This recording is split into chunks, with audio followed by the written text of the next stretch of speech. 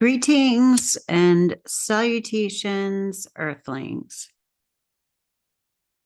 Zube here, and I'm going to do a random collective reading.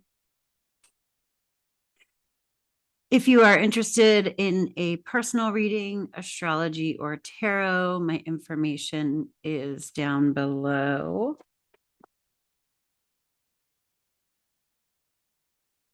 And I have a message kind of coming into this one.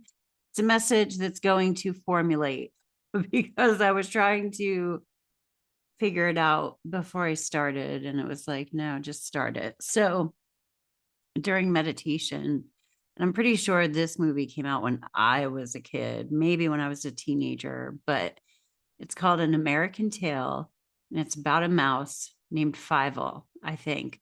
And like, I haven't thought about that movie in forever and ever. This is so wild to me. Like, that's why when this stuff comes up, I'm like, what on earth would make me think of that song? But there was a song called I Know You're Out There Somewhere, okay?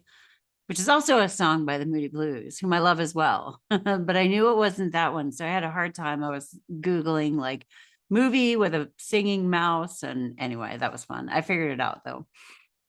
And it was so I'm going to read to you. First of all, look it up. American Tale. I Know You're Out There Somewhere. It's fucking adorable. They have the video on YouTube, which is where I found it. And it's in the context of finding someone. So it in particular spoke to me and made me bawl my eyes out when I finally looked it up. But there is a bigger message in this. And the part that kept repeating in my mind when I was reflecting on what I was going to do a reading about today was just somewhere out there beneath the pale moonlight, someone's thinking of me and loving me tonight. Somewhere out there, someone's saying a prayer. And then I didn't know the part where it says, then we'll find one another in that big somewhere out there. So the song itself is about finding someone. I don't necessarily, that's not the message that is in this reading today. The message in the reading is this: somebody somewhere is blessing your name. Somebody somewhere is saying a prayer for you, even if it's like, and I don't do this as often as I should, but I was thinking I really should just like throw a prayer out there for, anybody who needs it. And maybe if you're watching this and you're feeling good, then you can randomly throw out the prayers, or even if you're not doing good, randomly pray for somebody else who might similarly be feeling not so good. So we're catching prayers. We're just fucking throwing prayers everywhere and catching them. And just knowing that, like, I know that I've met people who've been like, oh, I pray for you. And it makes me feel really good. Even when I wasn't into the prayer thing, like I've never been insulted by that. Like somebody's thinking of me. What's wrong with that? Anyway, so did I say everything I usually say? All of my readings are timeless, as well as this one. Take what resonates and leave what does not. Feel free to like and subscribe because it helps my channel. And now we're going to get to the pulling cards part. So we're throwing prayers. Somebody's praying for us. Maybe we're struggling. It felt a little heavy, interesting, because while I was shuffling and about to say that, we got the Three of Swords and the Six of Swords. Like we're trying to move away from something heartbreaking. But today during meditation, not necessarily I do like a me part, and then I do like a collective part. And the collective part felt just a little bit heavy and subdued. So maybe we're in a bit of a struggle, but it's not necessarily, or it didn't feel like a chaotic struggle. It just felt heavy. Right. And the Three of Swords is heartbreak. So we've got the moon. This is our internal energy. The moon is confusion, uncertainty. It's the unknown. It's our subconscious, our unconscious. It's the dream world. Maybe we've been having wild dreams. I've actually been having some pretty crazy dreams, but with the moon card, like we have a wild dog and a domesticated dog, well, a wolf, basically. The towers of good and evil, or just basically like either side. But we are walking a fine line through confusion, is what that feels like. And it's like when I always think of the thing I've heard, when you're driving at night, you can only see as far ahead of you as your headlights go.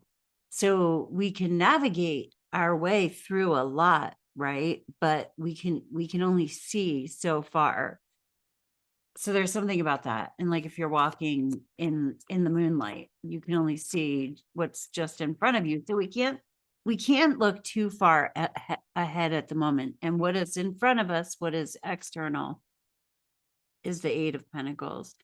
The Eight of Pentacles is keep doing what you're doing, just keep at it, keep working. This is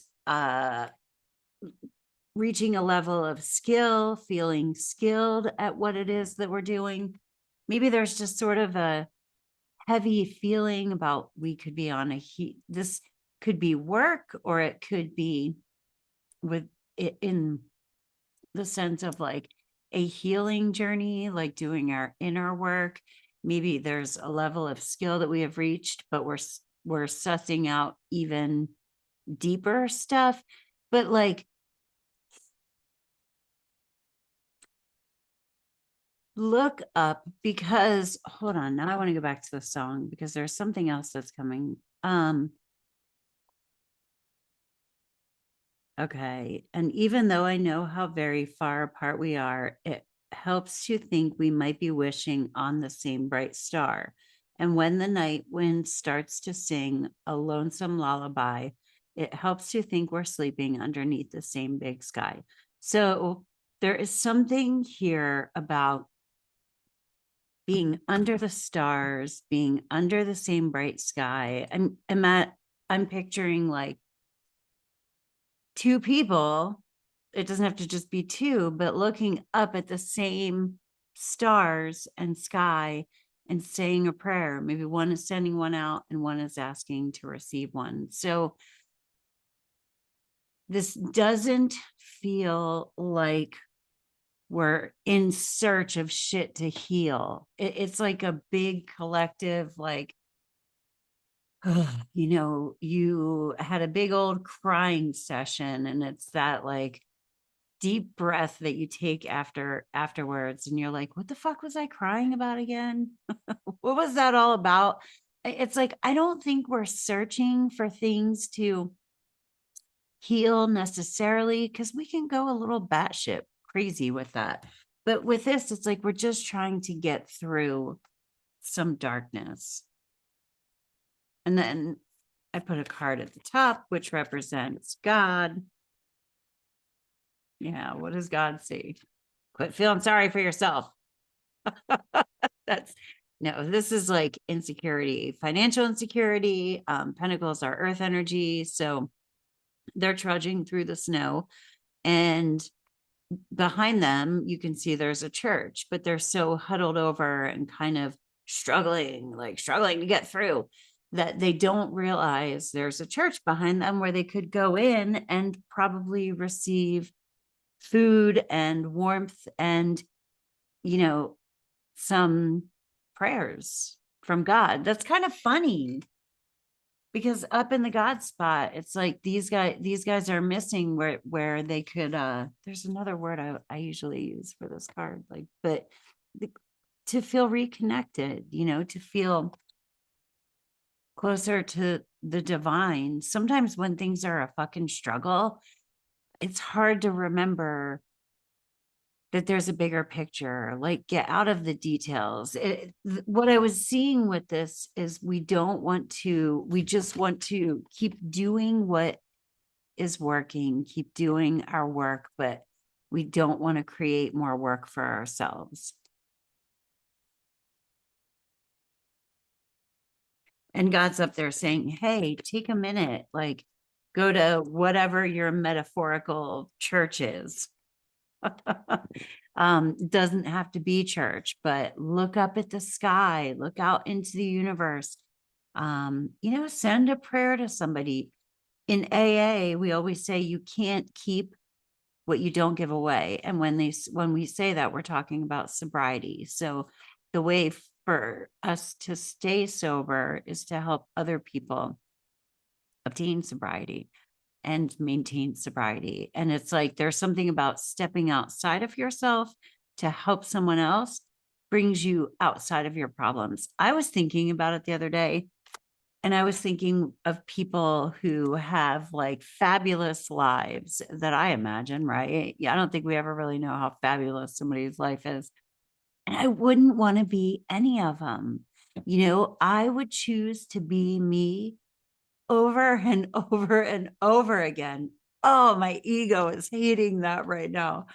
Like, because I think things in my life are just terrible if you ask me at the wrong second, they're awful, but I would still want to be me. I wouldn't want to be anybody else. Why am I even talking about that? That's for somebody, whatever. Take it if it fits. Like, would you want to be you? Maybe I'd want to have some other people's like situations or bank accounts or whatever. But if I'm stuck with like my shit, or go and be somebody else with their shit, I don't want to do that.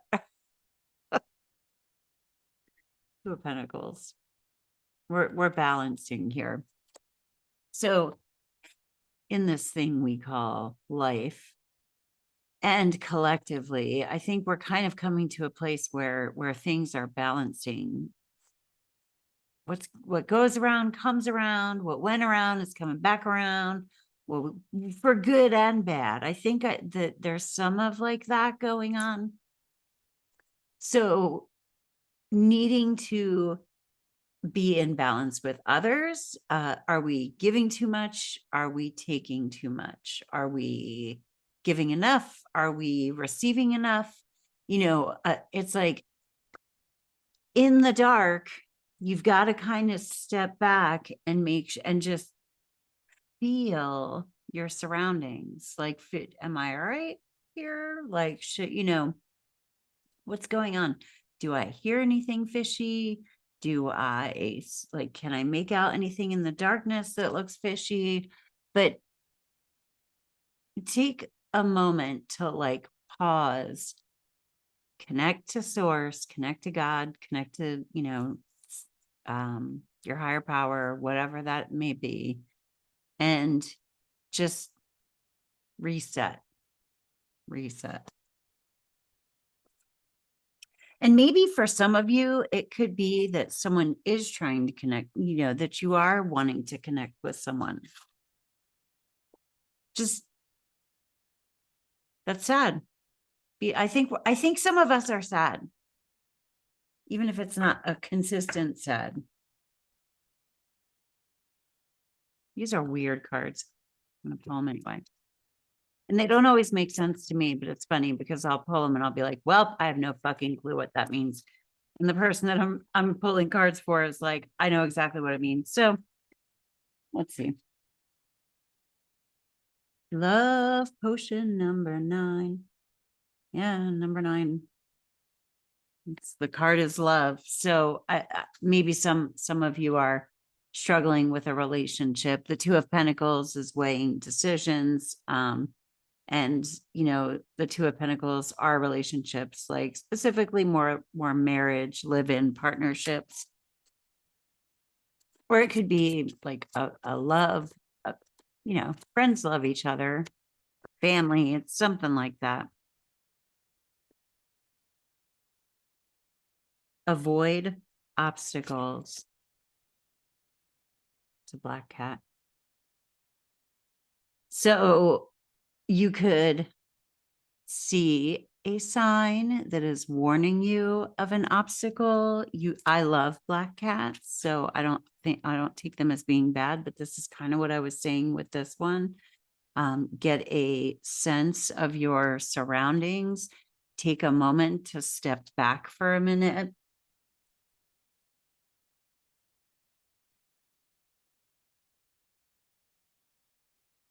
Press the pause button, just came to me. I'm going to pull a couple of oracles now. But look up at the sky. And that's funny too, that the very first card we pulled is the moon card, because the moon is obviously up in the sky, but the 8 of Pentacles is in front of us. And that's kind of what we're doing, what's in front of us. And the 8 of Pentacles is, he's like looking down at his work, and we need to do that. Like, we've got to get done doing what it is that we want to do, but also balance, take that time to connect to spirit. Hold on. This one flew. Gratitude. Be grateful for all you have. That's like the opposite of this guy. This is like being fearful for what we don't have,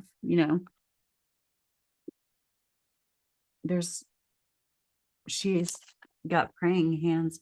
So, and there are like 2 little kids playing on the beach down there.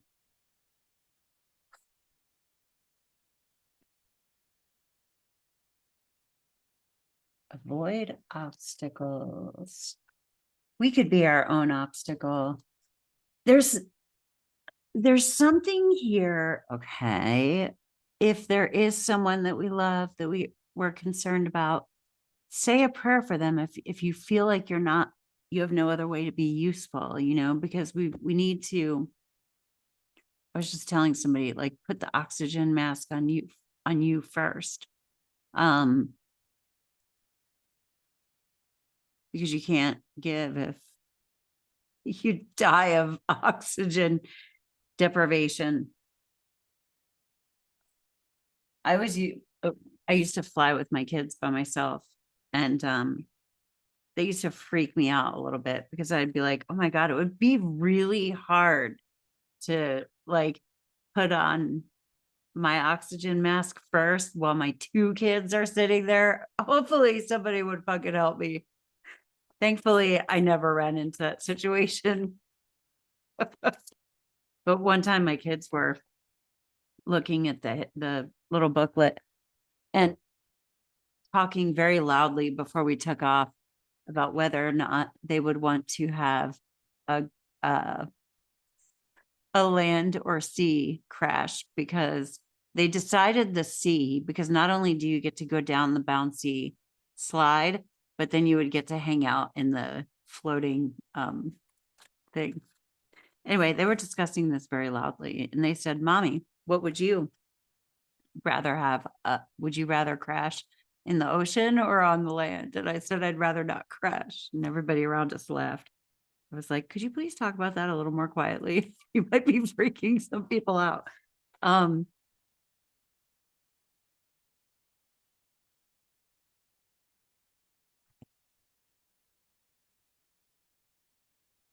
don't know. Maybe some things maybe people are talking really loud about things that are kind of freaking us out. Maybe like the quiet things are being said out loud. That's coming up a lot too. Prosperity lies ahead, and meditate and contemplate. If you don't have some sort of contemplation practice at this point, whether it's a fucking minute, that's what my spiritual teacher said to me when I got out of rehab. I was like, I can't meditate. It's too hard. He's like, you can't meditate for a fucking minute. And I'm like, I needed to be talked to that way, because otherwise I just wouldn't have done it. And so I meditated for 1 minute a day. But it's time, like, to have some kind of practice. Set your stopwatch for 60 seconds And your mind is going to fucking think and think and think and think and think. And that, but eventually there are pauses, and I'm not going to make any promises. It took me 3 months before I felt like, but I made myself sit there, and eventually the thoughts ran out. Now, I needed something to get me through. Like, why the hell would I do that without the benefit of meditation?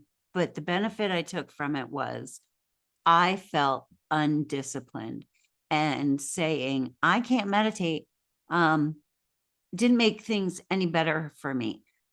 So even though the meditation itself was going really, so I thought, poorly, because I was thinking a lot, but that's just how it goes when you first start out. So it was going great.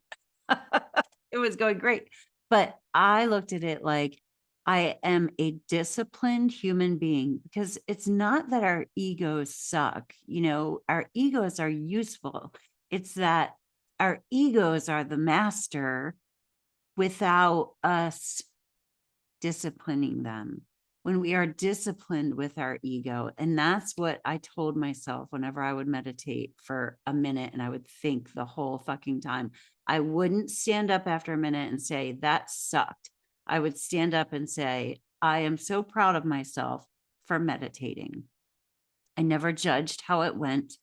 And I did feel like I have fucking discipline. I got to 4 days, and then 7 days, and then 2 weeks. And then when I got to a month, I went up to 2 minutes, and then 3 months, 3 minutes. But I wouldn't let myself jump ahead, because I knew that my ego was looking for any excuse to bail on this stupid fucking practice. Because the last thing that your ego wants is to be disciplined, but it's what it needs. Anyway, is there an in summary, all the who's its, what's its? Be grateful, be in gratitude, look up. Is there somewhere that you can pause and reflect? Is there help or assistance there that you're missing because you're so much like, life sucks, I'm struggling, this is hard?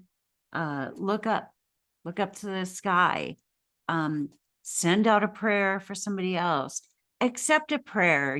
Somebody's out there praying for somebody who needs it. Be like, hey, God, I need all those prayers that people are sending out, just the freebies. Give me the freebie prayers. But it's confusing out there. Okay. It's confusing out there.